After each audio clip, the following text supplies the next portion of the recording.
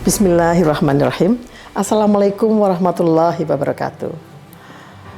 Mekatur merupakan Biro Umroh Haji Khusus berpengalaman di mana kami telah memberangkatkan ribuan jamaah, baik umroh maupun haji. Mekatur dan Lizara menghadirkan layanan berkualitas dan bertekad untuk terus menjadi travel haji dan umroh yang teramanah dengan sistem akuntabilitas, terpercaya dan sehat. Didukung dengan tim yang berakhlakul karimah, profesional dan solid, kami siap melayani para tamu Allah dengan pelayanan yang prima dan dengan sepenuh hati. Dan pastinya dengan pembimbing dan mutawif yang berpengalaman dan profesional.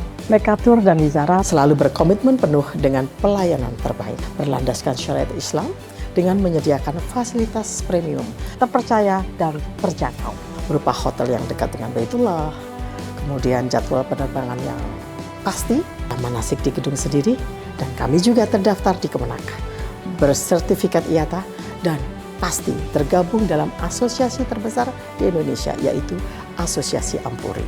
Mekatur terus berkomitmen untuk memberikan kajian edukasi serta tayangan-tayangan Islami dengan syiar dakwah kami melalui media podcast kami, dan dengan dukungan pastinya brand ambassador kami. Kami juga mengucapkan terima kasih dan apresiasi yang tinggi kepada pihak-pihak yang selalu membantu program CSR kami. Pastinya kami terus berinovasi untuk jamaah Mekatur. Untuk itu, silakan bergabung bersama kami. Mitra terpercaya Anda beribadah. Billahi taufiq wal hidayah. Wassalamualaikum warahmatullahi wabarakatuh. Bismillahirrahmanirrahim. Assalamualaikum warahmatullahi wabarakatuh. Alhamdulillahi wa kafa. Wassalatu wassalamu ala nabiyyil mustafa Sayyidina wa maulana Rasulillah Muhammad al-Mujtabah wa ala alihi wa ashabihi ahli sidqi wa taqwa, amma ba'du. Bapak Ibu jamaah dan sahabat Mekatur yang dimuliakan oleh Allah, kita layak selalu memanjatkan puji dan syukur hanya kehadirat Allah. Kita juga selalu mengucapkan salawat dan salam kepada Nabi kita, baginda Nabi Muhammad sallallahu alaihi wasallam, seluruh ahli keluarganya, para sahabatnya, kerabatnya, dan juga para pengikutnya, serta kita umatnya. Mudah-mudahan dengan demikian, kita selalu layak mendapatkan kebaikan-kebaikan di dunia, serta kita disiapkan oleh Allah kemuliaan-kemuliaan, kenikmatan-kenikmatan di dalam surga Allah. Amin ya rabbal alamin. Kita kembali bertemu dalam program syiar dakwah Mekatur, yaitu Tadabbur Kalam. Kita akan bahas surat An-Nisa. Alhamdulillah kita sudah menyelesaikan ayat pertama sampai dengan ayat 19. Kita akan bahas pada kali ini ayat 20, 21, dan 22. Ayatnya masih tentang hubungan suami istri. Allah ingatkan di ayat 19 sebelumnya bahwa hubungan antara suami dan istri itu adalah hubungan muasyarah bil ma'ruf. Semuanya suami berusaha melakukan hubungan baik dengan istri, istri pun berusaha untuk selalu memberikan yang terbaik kepada suaminya. Bukan hanya suami, bukan hanya istri. Meskipun yang lebih utama adalah suami. Karena perintahnya wa'ashiruhunna bil ma'ruf. Wahai para suami, pergaulilah istri-istrimu dengan cara yang baik, dengan sesuatu yang menyenangkan istri. Tetapi tidak mungkin suami memberikan muasyarah bil ma'ruf kalau istri tidak menerima dengan muasyarah bil ma'ruf. Setelah Allah bahas bagaimana hubungan yang baik antara suami dan istri, Allah sampaikan di ayat 20, jika terjadi perceraian antara suami dan istri, bukan karena istri yang berbuat dosa, bukan istri yang berbuat nusyuz, tapi keinginan dari suami menceraikannya karena dia ingin menikahi wanita yang lain, maka Allah mengingatkan, wa in aradtum istibdala zaujim makana zaujin wa ataitum ihdahunna qintara fala ta'khudhu minhu syai'ah. Kalau para suami menceraikan istrinya bukan karena salah istri, tidak ada dosa, tidak ada fahisyah, tidak ada nusuz dari istri, maka ia tidak boleh mengambil sedikit pun dari harta yang ia sudah berikan sebagai maharnya, meskipun jumlahnya besar. Qintar itu artinya adalah sebongkah emas. Ayat ini dikaitkan oleh peristiwa di zaman Umar. Awalnya sahabat Umar membatasi mahar untuk calon istri. Tidak boleh banyak. Tidak boleh lebih dari 400 dinar. Maka para istri menolak usul dari Umar tadi. Mereka mengatakan, mahar itu hak kami calon istri, hak kami kaum wanita. Selama calon suami mampu dan siap, maka mereka akan menunaikan itu. Kemudian mereka mengatakan kepada sahabat Umar, bukankah Allah menyebut wa ataitum ihdahunna qintara, dan kalian memberikan kepada mereka sebongkah emas. Berarti jumlahnya banyak. Dari situlah Umar langsung mengatakan bahwa hak mahar itu adalah diserahkan kepada calon istri. Berapapun yang mereka inginkan wajib dipenuhi oleh calon suami. Ayat ini mengingatkan bahwa tidak boleh siapapun suami yang menceraikan istrinya mengambil hak atau mahar yang sudah diterima oleh istrinya. Kalau itu dilakukan, maka Allah sebut perbuatannya buhtanan wa ithman mubina.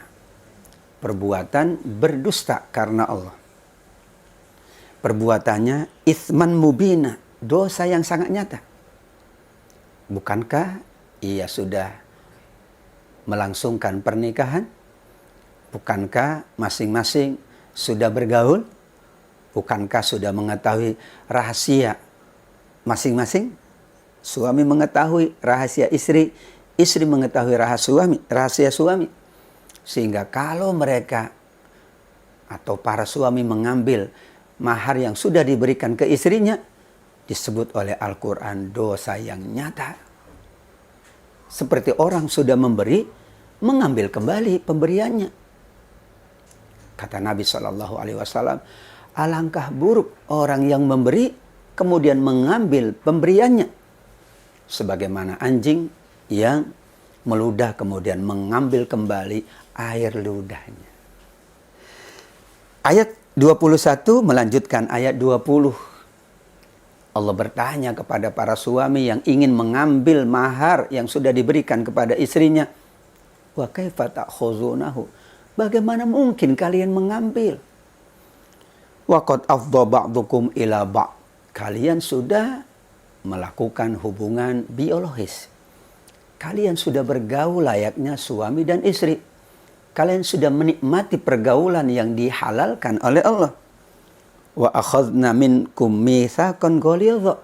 Demikian juga kalian sudah mengambil janji yang sangat kuat yang disebut dengan aqdun nikah. Akad nikah itu ikatan yang paling ghalidh, yang paling kokoh, yang paling kuat. Tidak ada akad yang lebih kuat dari akad nikah. Dalam jual beli ada akad. Dalam sewa menyewa ada akad. Dalam muamalah ada akad, janji. Tetapi janji terbesar, tertinggi yang harus dijaga adalah akadnya, akad pernikahan. Sehingga bagaimana mungkin kalian mengambil mahar dari istri kalian? Pada dahulu kalian berjanji ketika akad nikah akan mempergauli dengan baik, berjanji akan memberikan nafkah, berjanji tidak akan menyakiti, berjanji akan berbuat baik. Nabi Muhammad SAW mengingatkan para suami, sebaik-baik kalian yang paling baik dengan istrinya, dan aku juga yang paling baik dengan istri. Ditutup dengan ayat 22, wala tankihu ma nakaha abaukum. Jangan kalian, wahai anak-anak, menikahi yang sudah dinikahi oleh ayah-ayah kalian. Illa ma qad salaf, kecuali yang sudah berlalu.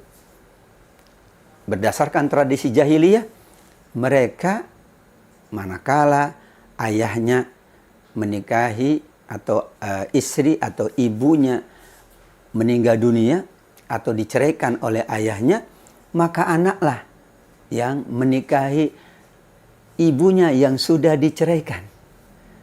Sehingga Allah larang.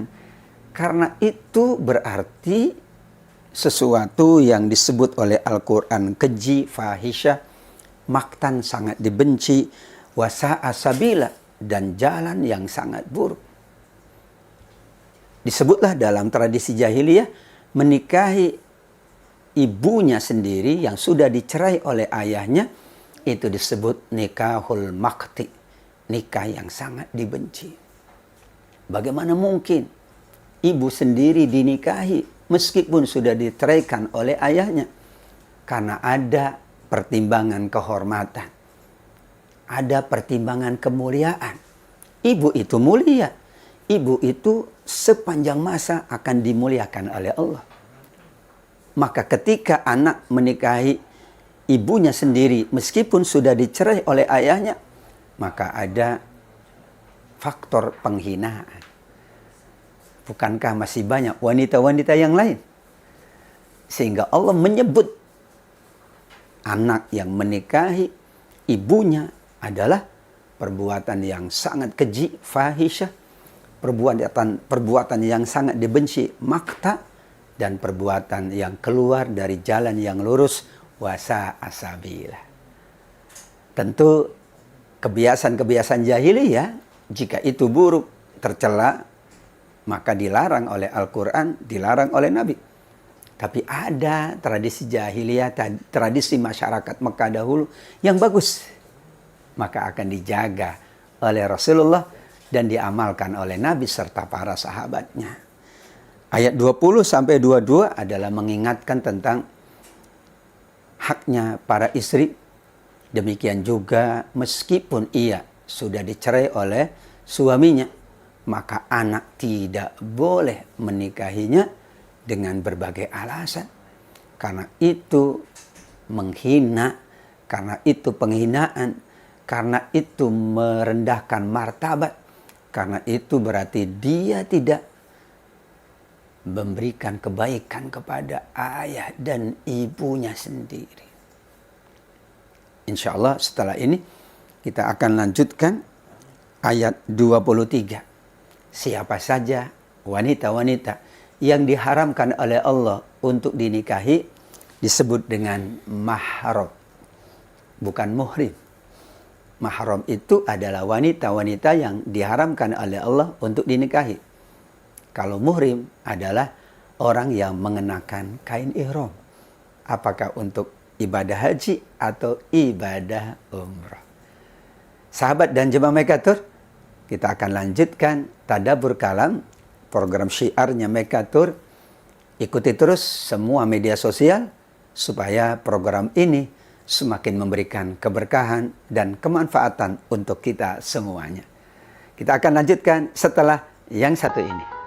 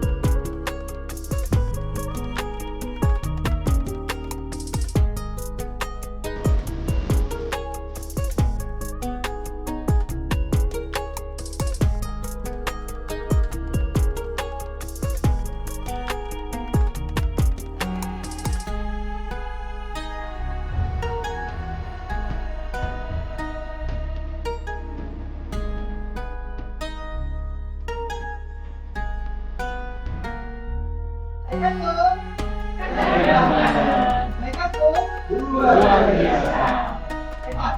Alhamdulillah.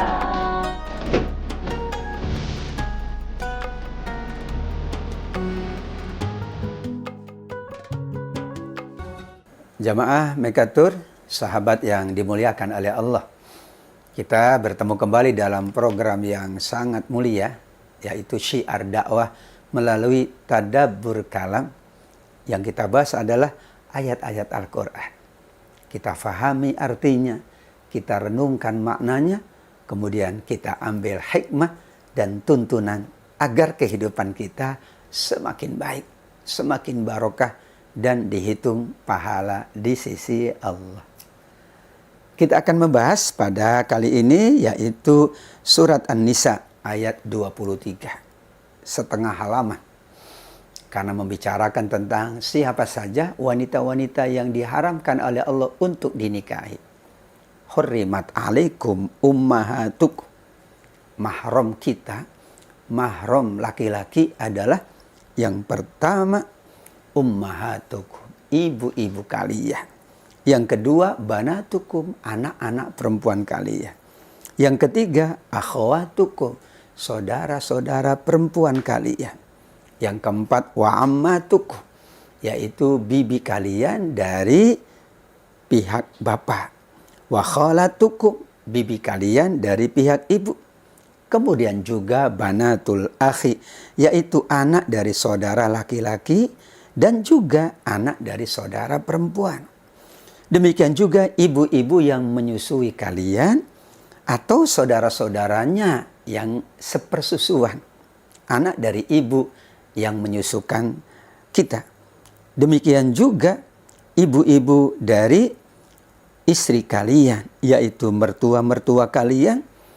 Waroba ibukumul lati fi hujurikum, anak-anak dari istri kalian sebelumnya, yaitu anak tiri jika sudah bercampur dengan ibunya.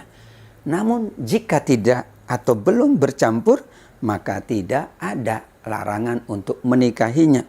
Karena persyaratan fa illam takunu dakhaltum bihinna fala junaha alaikum. Kalau belum bercampur dibolehkan oleh Allah. Kemudian halailu abnaikumul ladzina min aslabikum, yaitu istri dari anak-anak kalian. Istri dari anak-anak kalian berarti menantu. Menantu itu diharamkan juga oleh Allah. Istri dari anak-anak kalian, dan yang terakhir adalah wa antajma'u bainal ukhtain. Kalian menggabungkan antara dua saudara, menikahi kakaknya juga menikahi adiknya dalam satu waktu. Manakala sudah bercerai, maka dibolehkan. Manakala salah seorangnya sudah wafat, dibolehkan. Yang dimaksud menggabungkan atau mengumpulkan dua saudara ini adalah dalam satu waktu menikahi dua perempuan, di mana perempuan itu adik kakak, di mana perempuan itu bersaudara. Illa ma qad salaf, kecuali yang sudah pernah terjadi di zaman dahulu, sebelum ada larangan ini. Karena masyarakat jahiliyah biasa menggabungkan dua saudara, dua perempuan, di mana perempuan itu bersaudara. Dia nikahi sekaligus kakaknya dan adiknya, atau adiknya dan kakaknya. Untuk itu, makot salaf adalah berarti yang pernah terjadi sebelum Allah turunkan ayat ini. Setelah Allah turunkan tuntunannya dengan lengkap, maka tidak boleh siapapun menggabungkan, menyatukan pernikahannya dengan dua wanita bersaudara sekaligus. Dengan demikian, Allah Subhanahu wa Ta'ala menuntun siapa yang menjadi mahram itu adalah sebagai bukti, tanda bahwa Allah Ghafur, Maha Pengampun, dan Allah itu Rahim, Maha Penyayang. Karenanya akhir ayat adalah innallaha kana ghafurur rahim. Sungguh Allah itu Maha Pengampun. Yang sudah berlalu Allah maafkan. Setelah turun ayat ini, maka Allah haramkan. Jika dilakukan, maka dikategorikan dosa. Allah Maha Penyayang. Allah Maha mengetahui bahwa mereka itu adalah kesayangan kita. Mereka itu adalah benar-benar orang yang harus kita hormati, kita muliakan. Allah Maha Penyayang, maka kita saling menyayangi di antara mereka.